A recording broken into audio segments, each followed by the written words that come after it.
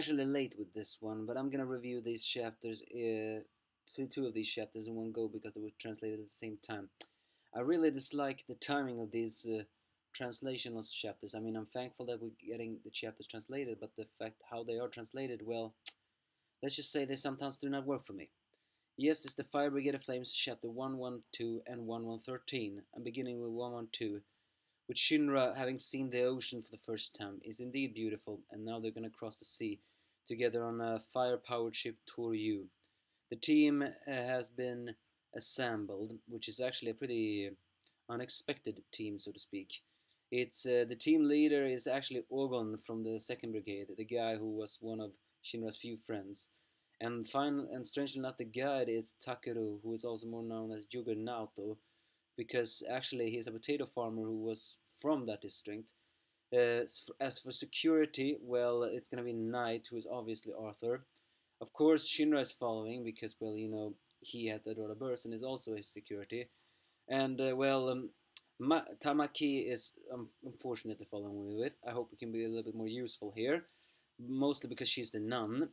And of course, Lich is following along because he's the investigator. And the chief of staff is actually Pan, called the guy who is always communicating with the whistle. And of course, Yaganato is actually very happy to see the potato farmings because, well, he is from a family of potato farmers.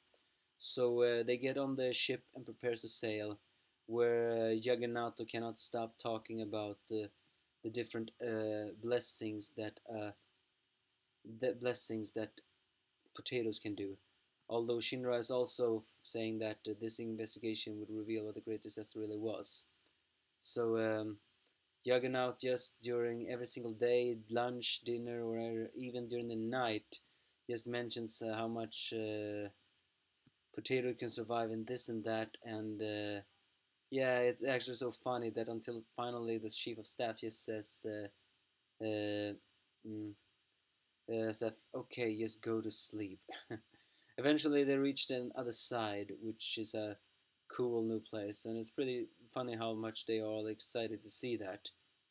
In a way, I guess there are civilizations beyond New Tokyo, but who wonders now? In fact, they're so amazed by it that they're actually eating the soil, much to even the staff leader, which is much to Tamaki's shock.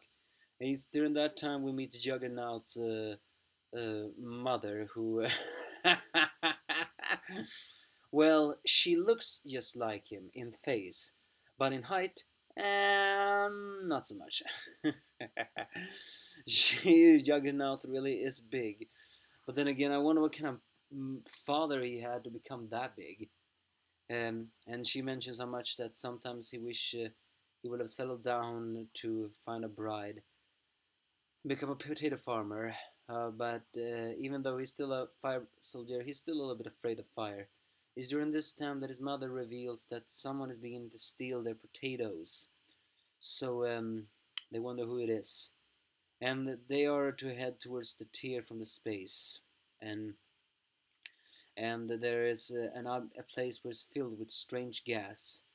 So with that, they move along ahead. Unfortunately, Lich is the only one wielding a gas mask, as the other gang gets, well, I wouldn't say high, but they really get what's the word, jacked up by the gas, whatever the gas really is. In fact, it's never explained what this weird gas is. It's not laughing gas, because then they would have actually laughed. And it's not marijuana either, because then I don't think they would have been this hyper. I think there's a name for this gas. I just wonder what. But that's chapter 112. A nice little intro to it all, and we're getting some spotlight on some unknown characters. Next chapter, though, is where things are actually starting to happen. Chapter 113, and yes, I am making them in one video because they get translated at the same time this time. And it's the outside world. We are starting off where the last chapter ended. The gang are all, well, spiked up by them, including Tamaki, who is joking about calling her mother, and even Arthur is affected by it, but he seems to be affected a different way. almost like he's trying to act very cool and collected. And even Juggernaut is so hacked up, he's actually utilizing his fire powers more.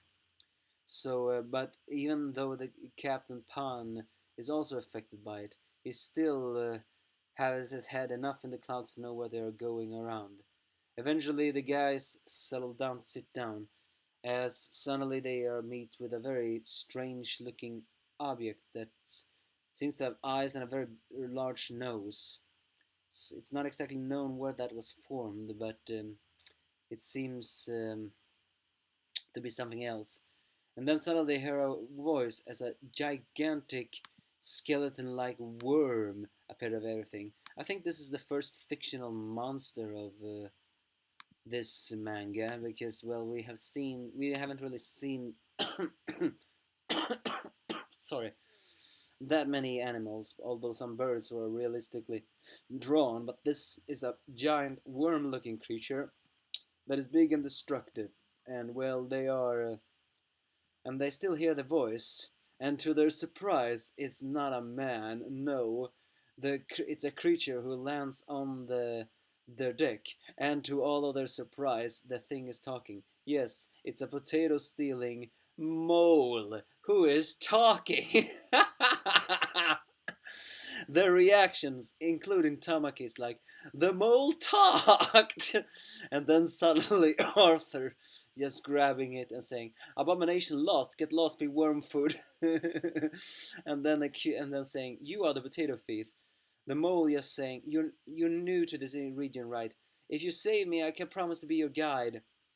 And with that, uh, Shinra and Ogun tries to take down the thing, as we are actually demonstrating, as we are actually seeing Ogun's firepower. It seems he's a third generation, and he's actually using a skateboard and his firepower and creating lances. I think it's something about referencing the Jubilee religion. With the potato thief indoors and everyone a little bit getting sane again after being so shocked about all this, they demand to know where they are headed. They're to go northwest. Because they want to know the secret about the Dora burst. And the mole reveals that it doesn't exist. So Lich, with his surprise, wonders if an animal can talk like a human. What has happened there? Uh, if they hadn't come, I wouldn't have to steal potatoes. I want to recover Oasis, the mole says. Their new guide is here, as Shinra is more cocky than ever, hooked up by the gas. Can he and Ogun destroy this worm? And who is this mysterious mole guide that seems to have fire powers as well? And how the hell can he talk? Either way, two pretty nice chapters. An intro chapter about the new characters getting some spotlight, and then some quick actions and some pretty. It was that gas thing that was pretty comical. I was originally not intending to review this, but hey, these chapters were good. Give me your thoughts if you have any.